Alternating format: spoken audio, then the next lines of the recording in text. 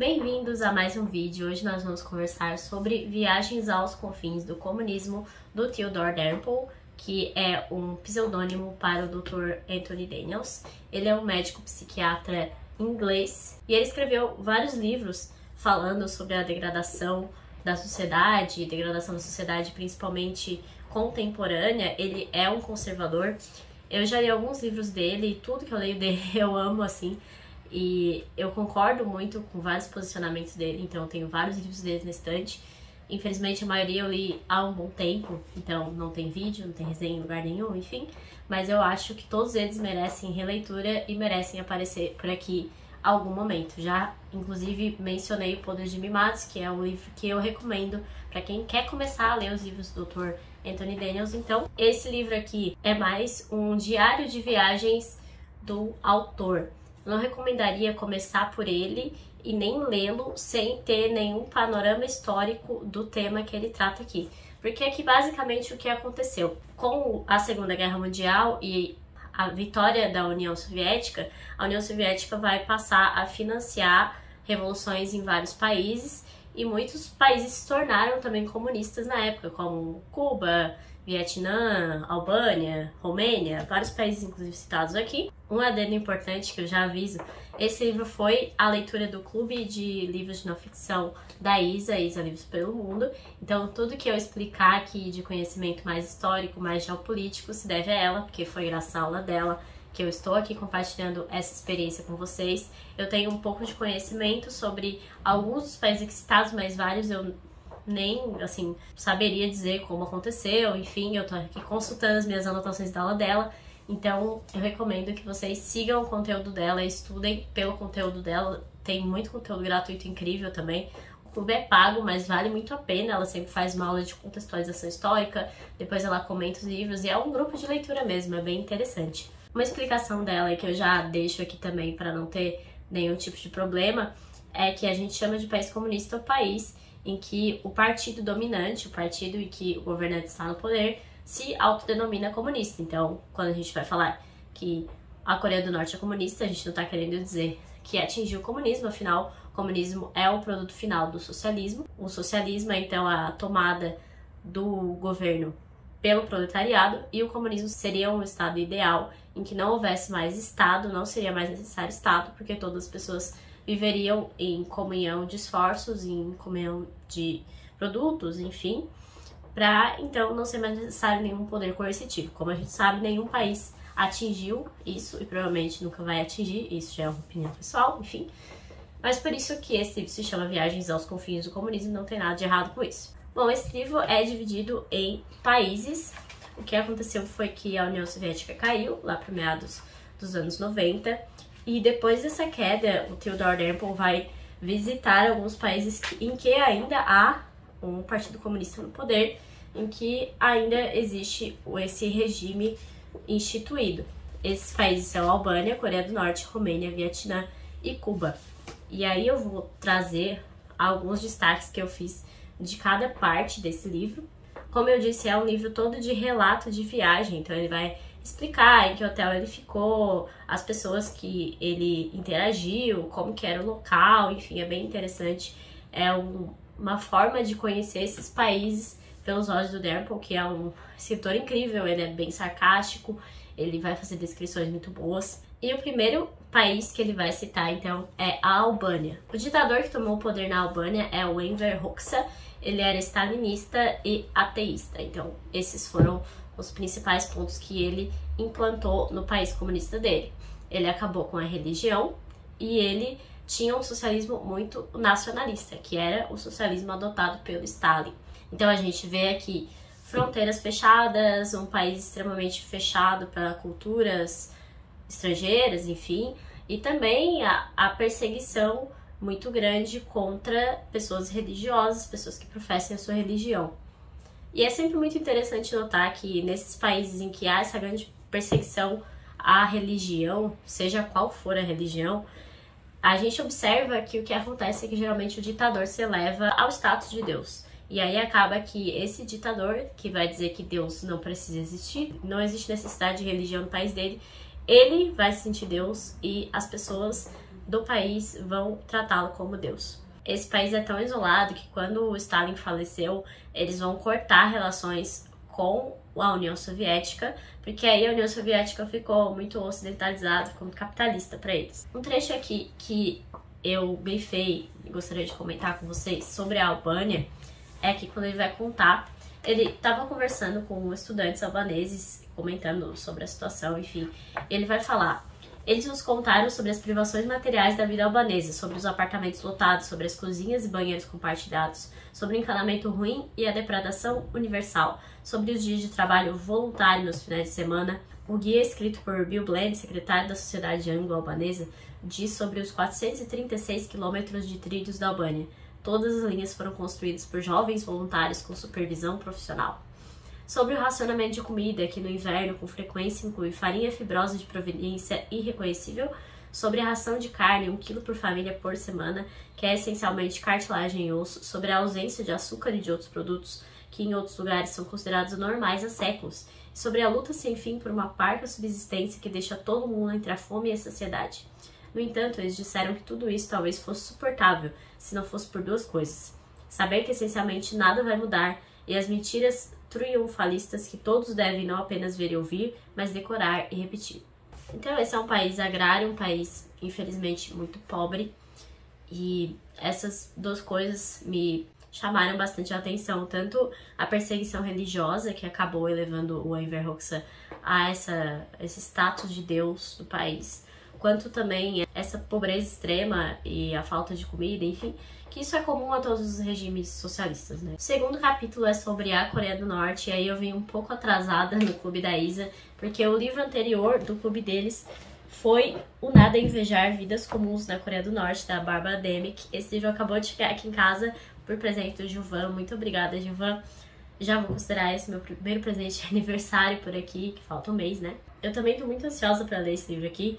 A Isa disse que eu vou gostar muito, então já fica aí pra próxima lista, as próximas leituras, né? Então vou ter mais pra falar sobre esse país.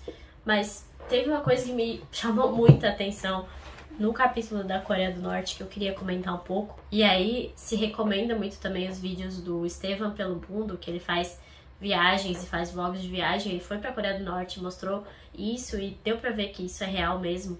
É o fato de que quando existe, por exemplo, um evento ou existe possibilidade de ter pessoas de outros países presentes na Coreia do Norte, eles fazem um teatro de compras. Então existe um shopping magnífico lá, com muitas lojas, com muitos produtos, mas simplesmente ninguém compra nada, porque obviamente ainda aqueles que moram em Pyongyang, que é a capital e que são os mais abastados, não tem dinheiro em circulação, as pessoas não conseguem comprar coisas além dos itens de subsistência, que sequer isso eles conseguem comprar, enfim. E o Dalrymple foi para a Coreia do Norte num contexto de um evento mesmo, que ele foi convocado, que era um evento de estudantes, enfim, porque acharam que por ele ter trabalhado voluntariamente num país socialista, ele colaborava com o regime, então ele foi um dos convidados. E ele conta uma experiência dele que ele foi, então, num desses shoppings, e ele ficou circulando um bom tempo, assim, pra ver as pessoas, e as pessoas ficavam subindo e descendo as escadas, entrando e saindo das lojas, e ninguém comprava nada, ninguém fazia nada. Então tem um determinado momento que ele fica encarando as pessoas na loja pra ver se elas vão fazer alguma coisa, e as pessoas ficam meio em pânico, assim, porque, enfim, elas não sabem comprar, elas não vão comprar nada. E aí existe toda uma movimentação numa loja de chapéus, que uma pessoa finge escolher o chapéu e finge comprar e leva, e depois ele passa por essa loja e o chapéu escolhido está exatamente no mesmo lugar de volta. Então é extremamente bizarro como é um grande teatro, como as pessoas são manipuladas a esse ponto. E ele vai contar também que no final do dia dava pra ver as pessoas indo em determinada loja específica e pegando algumas coisas pra levar embora, recebendo o pagamento delas por aquele teatro. Então elas recebiam coisas completamente aleatórias, tipo, uma maquiagem, a pessoa não vai ter nada pra fazer com aquilo. Então é triste ver ao que elas se submetem por tão pouco, por essa ausência completa de escolha, de liberdade. E sobre isso ele inclusive vai falar, justamente comentando essa experiência, que a escolha, mesmo em questões pequenas, dá sentido à vida. Por mais bem alimentado, por mais confortável que o homem moderno possa ficar sem escolha, ele a exige como um direito, não por ser economicamente superior, mas como um fim em si mesma. Ao fingir oferecê-lo, os norte-coreanos admitiam isso. E ao admiti-lo, reconheciam que estavam conscientemente comprometidos com a negação daquilo que todos querem. O próximo país que ele vai comentar é a Romênia. A Romênia foi governada pelo ditador Ceausescu. Também foi um ditador muito sanguinário, muito conhecido pelas execuções, pelas perseguições.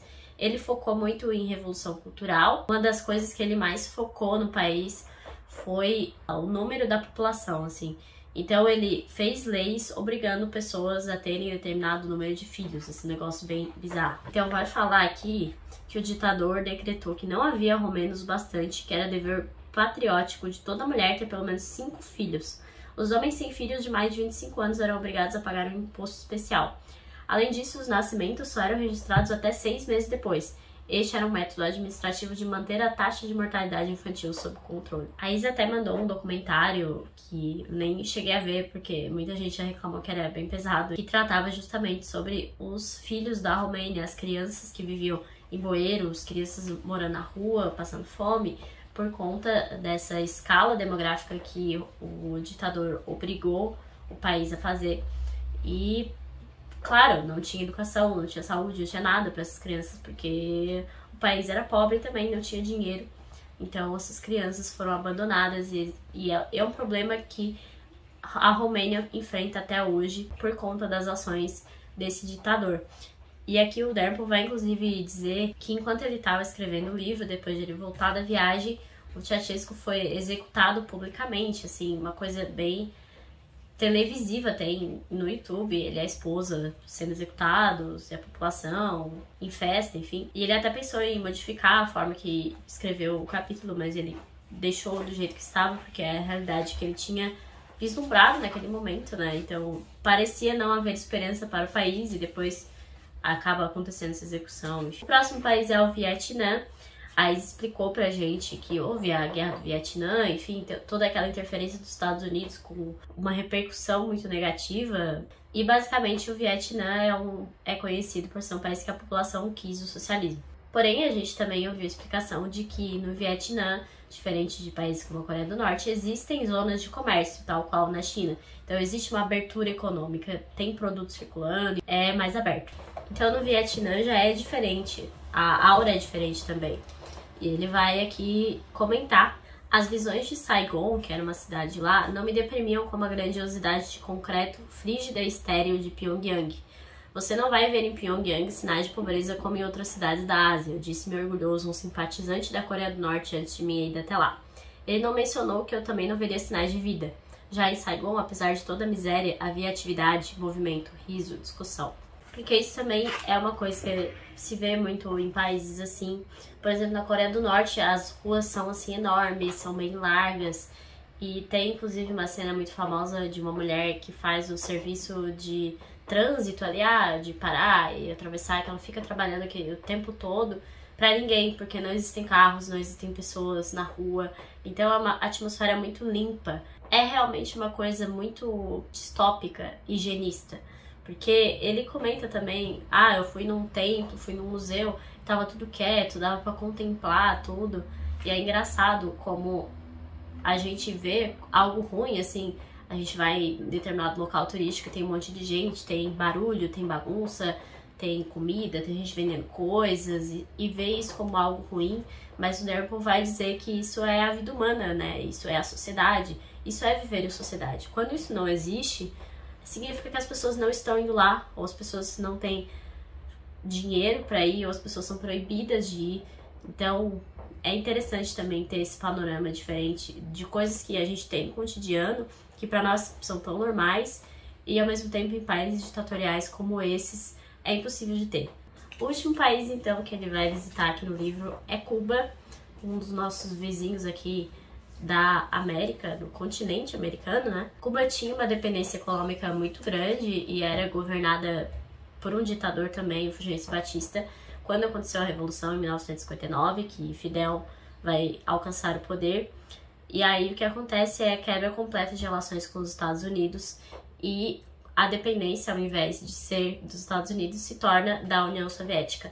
Então, com a queda da União Soviética, que começa a derrocada da ditadura Castro, E hoje a gente já vê o país com muitas manifestações, muitos problemas financeiros ainda maiores do que o que tinha antes, enfim. Talvez isso mude porque alguns países da América Latina ainda financiam, né, a depender do governo que está no poder. Tem um momento interessante do livro que ele tá dando carona para uma determinada pessoa em Cuba e ele pergunta se essa pessoa considera que tem liberdade. E eu, não, claro que eu tenho liberdade, tenho mais liberdade que você, inclusive, que é inglês. E aí ele vai perguntar então para esse cara, mas então por que eu posso visitar o seu país e você não pode visitar o meu? E aí a pessoa não sabe mais o que responder, né, e fica refletindo sobre isso. Porque todos esses países existe uma desconstrução, uma lavagem cerebral gigantesca para que essas pessoas considerem que estão vivendo no paraíso. Então é por isso que ainda existem muitas pessoas que não, eu visitei aquele país e eles são super felizes, eles estão contentes de morar lá. Primeiro que eles não podem dizer que não estão contentes, porque eles podem ser presos, ou eles estão sendo pagos por isso, ou alguém está vigilando. E segundo que existe essa lavagem cerebral muito grande, essa desconstrução, especialmente nas escolas, né? É claro que eles abrem muitas escolas, é claro que eles oferecem saúde para a população, porque as pessoas precisam estar alienadas e achando que tem o melhor possível. Então sim, a saúde cubana é uma referência de fato, mas a que preço, a que custo? O que essas pessoas perdem em nome disso? Será que ter que procurar loucamente por um turista para conseguir $1 para comprar uma comida no mercado negro vale esse custo todo? E no final desse capítulo de Cuba ele vai falar uma coisa que eu marquei também que eu achei muito interessante, que ele estava comentando sobre um artigo de livro que fala da gente não entender realidades que não entendiam, a gente não entende a realidade deles e por isso acha tudo tão errado. E ele vai falar: será que eu tinha entendido tudo errado, que não tinha entendido Cuba? Será que o slogan defesa para a produção, produção para a defesa não significava o que parecia significar? Será que o aviso na oficina de Havana de que a falta de respeito para com o superior no trabalho era contra-revolucionária significava algo diferente do que eu imaginava? Será que as lojas vazias, os prédios decadentes, a falta de entretenimento, as filas, o medo, a uniformidade da opinião declarada, a falta de eleições, o domínio de 10 milhões de homens por um, a vigilância universal, não significavam o que eu entendia que significavam? Será que cuidados médicos de uma dose quase suficiente de arroz e feijão bastavam para tornar a liberdade supérflua? Será que eu estava errado ao concluir do fato de que nenhum refugiado jamais procurava asilo em Cuba, que quaisquer que fossem suas realizações, o socialismo cubano não era o que todos queriam que se tivessem escolha? Tentei duvidar do meu próprio juízo, mas no final não consegui. E ele vai terminar aqui no pós-fácil com um trecho que provavelmente resume o livro inteiro, resume toda essa experiência socialista no mundo e como as pessoas ainda defendem isso, que vale só a leitura do pós-fácil. Se você fosse responder a uma descrição dos horrores do nazismo, observando que, no seu próprio país, havia violência doméstica ou crueldade com animais, você seria devidamente considerado um idiota moral. Porém, quando você responde aos horrores do comunismo fazendo comparações estúpidas com as imperfeições da democracia representativa, você ainda pode se considerar, de algum jeito não especificado, do lado dos anjos. É simplesmente sensacional esse livro, eu recomendo muito. Se você tiver assim, um pouquinho de conhecimento sobre o que é o socialismo, o que é o comunismo, o que são esses países, a União Soviética, eu já recomendo muito a leitura desse livro. Vai exemplificar muito melhor, vai ser muito mais visual para você entender os perigos dessa ideologia e os problemas que essa ideologia causa em países ao redor do mundo até hoje. Cuba é uma ditadura socialista até hoje. Coreia do Norte é uma ditadura socialista até hoje. Então não basta dizer que não existe, que é um fantasma, que a gente está lutando contra um fantasma, quando existem países sofrendo tanto por conta dessa ideologia nefasta. É isso, espero que vocês tenham gostado. Recomendo absolutamente tudo que o Theodore Dalrymple já escreveu.